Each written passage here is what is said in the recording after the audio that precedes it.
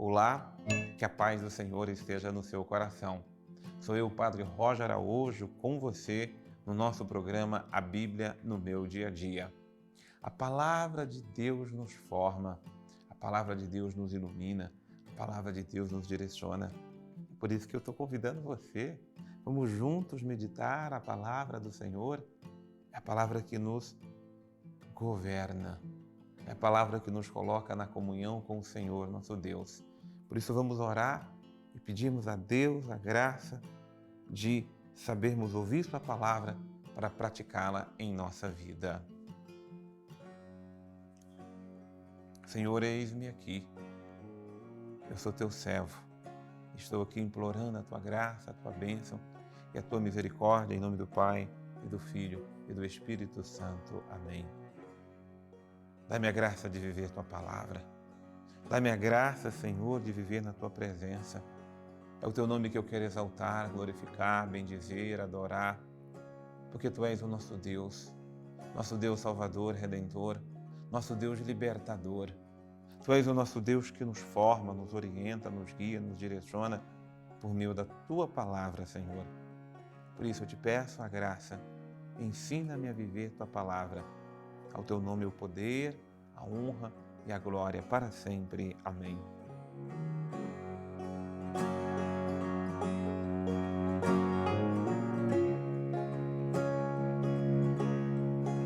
Que graça e paz. Tudo que eu desejo, que a graça e a paz de Deus, nosso Pai, do Senhor Jesus Cristo, na luz e na unção do Espírito Santo, ela esteja em nosso coração.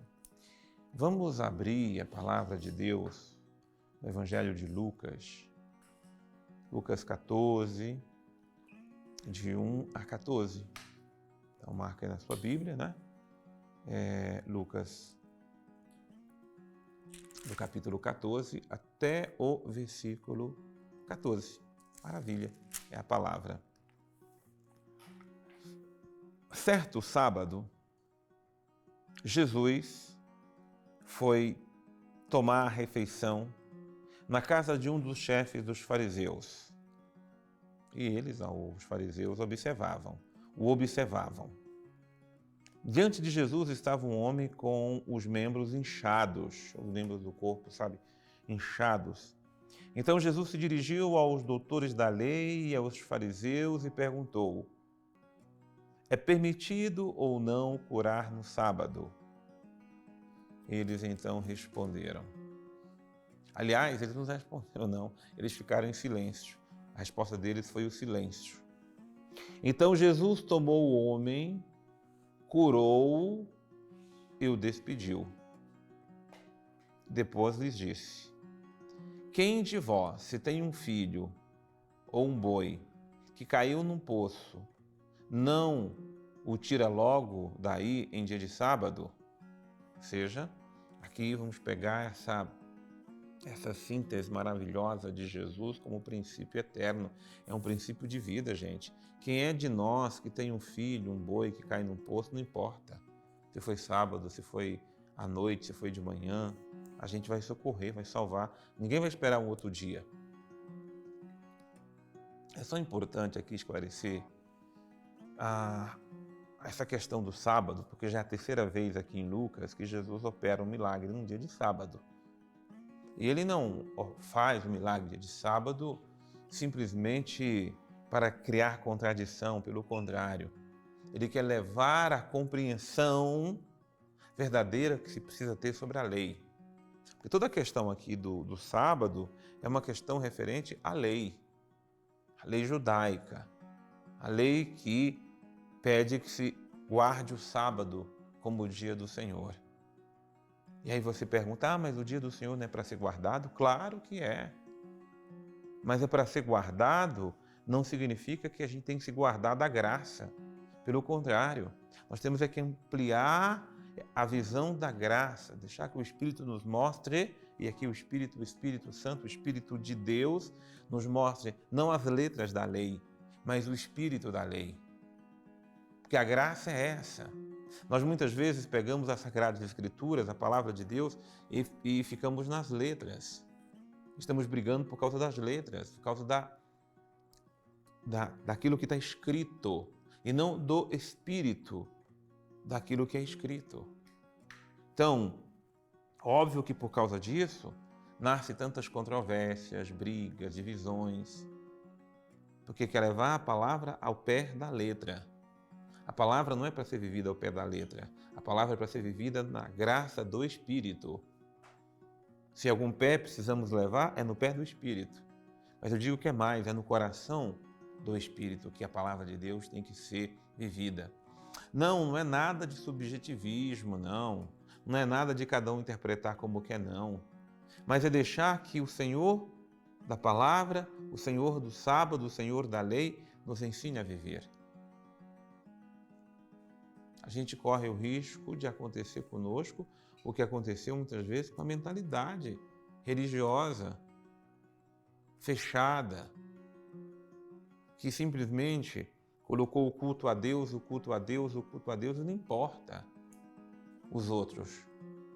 Não importa o outro que está sofrido, que está machucado, não. O importante é eu tenho que guardar a lei. Então, é por isso que Jesus o questiona, porque esse homem hidrópico, né, que tem todo o seu corpo inchado por causa da hidropisia, mas Jesus tem dele misericórdia, compaixão, e independente do dia ou do momento, Jesus se compadece e o cura. Mas Jesus, ao observar como os convidados escolhiam os primeiros lugares, ele então contou essa parábola. Quando fores convidados para uma festa de casamento, não ocupes o primeiro lugar. Então, isso já é uma ordem para nós, o versículo 8. Aliás, quando você for convidado para alguma coisa, não ocupe o primeiro lugar, não. Viu? Queira ser o mais importante, o melhor. Te convidam para um almoço, te convidam para uma refeição, te convidam para uma homenagem, te convidam seja lá para o que for. E Jesus dá o exemplo aqui da festa do casamento, porque na festa do casamento é a mesa do banquete. Né? Então, o noivo vai sentar na ponta com a noiva e aí cada um, de acordo com a sua importância, vai sentando. Então, tem pessoa que já corre para ocupar o primeiro lugar. Ensine isso, inclusive, para as crianças. Eu sei que criança é criança, mas é o melhor momento da aprendizagem. Não deixa ela correr já para ocupar o primeiro lugar, não. Não, a gente tem que aprender a saber esperar. Esperar, saber que lugar a gente deve ocupar. Porque, como diz aqui Jesus, pode ser que tenha sido convidado alguém mais importante, né? Alguém mais esperado, alguém mais especial. Ou eu digo especial não só porque ele é especial de ser melhor. Às vezes a pessoa tem necessidades especiais, tem essa ou aquela. Não é o caso. O caso é que a gente não deve ocupar o primeiro lugar, como nos mostra Jesus. E aí você já sentou naquele lugar, e aí você vai ter que ouvir daquele que está ali do noivo. Cede o lugar a este. Então, como os outros lugares já foram ocupados, você vai ter que ir lá para o último lugar, né? Porque você já quis ocupar o primeiro lugar. Ao contrário, quando fores convidados, ocupa o último lugar, para quem te convidou possa te dizer: amigo, toma um lugar mais importante. Então aí sim você vai ser honrado na presença de todos os seus convidados. Pode ser que não seja para o primeiro lugar, mas quem te convidou, aí, né, dizer: não, vem ocupar. Agora, se você já se coloca no lugar do primeiro, já sente que é o primeiro, já sente que é o mais importante, né?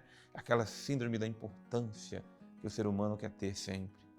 Sempre que é o lugar do prestígio, sempre que é o lugar da exaltação. Não, essa não é a lógica do reino de Deus, não. E é por isso que o versículo 11 nos dá o princípio. Pois todo o que se exaltar será humilhado, e quem se humilhar será exaltado. O princípio eterno, versículo de número 11. Quem se exalta será humilhado, e quem se humilha será exaltado. Primeiro na presença de Deus, não se exalte, não. A oração nunca é exaltação interior nossa, é exaltação de Deus, é glorificação de Deus. Nossa oração tem que ser sempre a do publicano, do pecador, nunca a do fariseu, que se exaltava, que se sentia grande. E a mesma coisa diante das pessoas, viu? Não queira ser aquela pessoa arrogante. O arrogante não percebe o quanto ele é arrogante. Onde ele chega, ele quer só contar vantagens, ele quer ser o primeiro, ele quer ser o mais importante. Não seja arrogante. Seja cada vez mais humilde. Por maior grandeza que você possa ter, por maior importância que você acha que tem, ocupe o lugar dos humildes, porque é nesse lugar que Deus está. Vamos chamar conosco aqui o nosso querido Padre Antônio Xavier. Nós estamos diante de duas perícopes importantes. Vamos colocar a nossa atenção na segunda, que trata exatamente dos lugares num banquete. Jesus aqui quase que dá uma regra de etiqueta, de que quando você for chamado para um banquete, isso vale para a gente realmente para qualquer situação, que a gente não sente nos lugares mais privilegiados, mas naqueles que são mais humildes, aqueles que nos acomodam mais no nosso nível.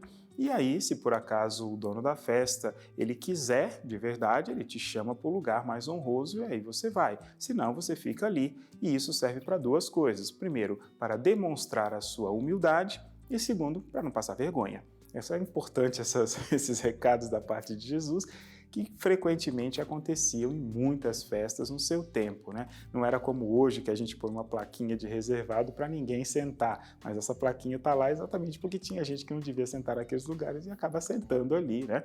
Não é tão importante naquele contexto daquela festa.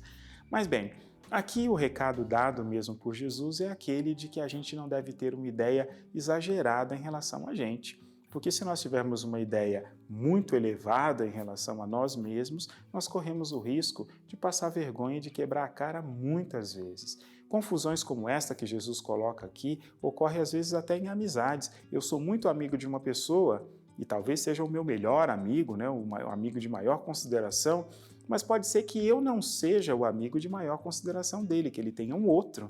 Isso pode acontecer. E aí, quando a gente se coloca naquela ideia de que nós somos os melhores, somos os mais perfeitos, nós começamos a imaginar que os outros devem nos agradecer por tudo, que os outros estão sempre errados, que nós estamos certos, que todos estão sempre em débito conosco, e isso no final, sem que a gente perceba, nos desqualifica no critério da humildade e ainda por cima nos torna, em relação aos outros, pessoas realmente muito carrancudas e muito pesadas até de convivência.